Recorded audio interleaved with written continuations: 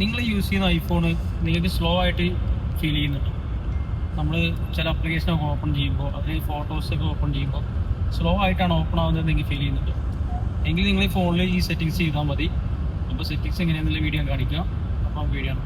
നിങ്ങൾ iPhone use ചെയ്യുന്ന ആളുകളാണെങ്കിൽ നമ്മളൊരു മാസം കൂടുമ്പോൾ അല്ലെങ്കിൽ 2 മാസം കൂടുമ്പോൾ എങ്കിലും നമ്മൾ ഈ സെറ്റിങ്സ് ചെയ്യേണ്ടതാണ്. അതല്ലെങ്കിൽ നമ്മൾ ഫോൺ സ്ലോ ആയിട്ടാവും വർക്കാവുന്നത്.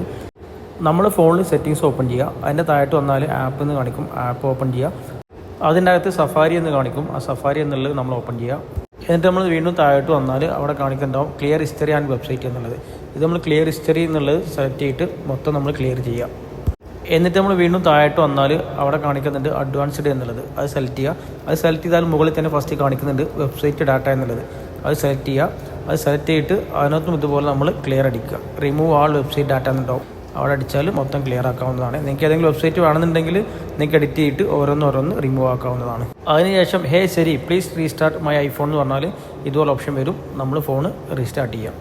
നിങ്ങൾക്ക് ഇതുപോലെ റീസ്റ്റാർട്ട് ആവുന്നില്ലെങ്കിൽ നിങ്ങൾ ഫോൺ ലോക്ക് ചെയ്യുക. ലോക്ക് ചെയ്ത ശേഷം ഫോണിന് വോളിയം ബട്ടൺ പ്ലസ് അമർത്തുക. സെയിം ടൈം തന്നെ കൈ എടുത്തിട്ട് മൈനസ് ബട്ടൺ അമർത്തുക. എന്നിട്ട് നമ്മൾ പവർ ബട്ടൺ ഹോൾഡ് ചെയ്ത് പിടിക്കുക. അപ്പോൾ ഫോൺ റീസ്റ്റാർട്ടായിട്ട് വരുന്നതാണ്.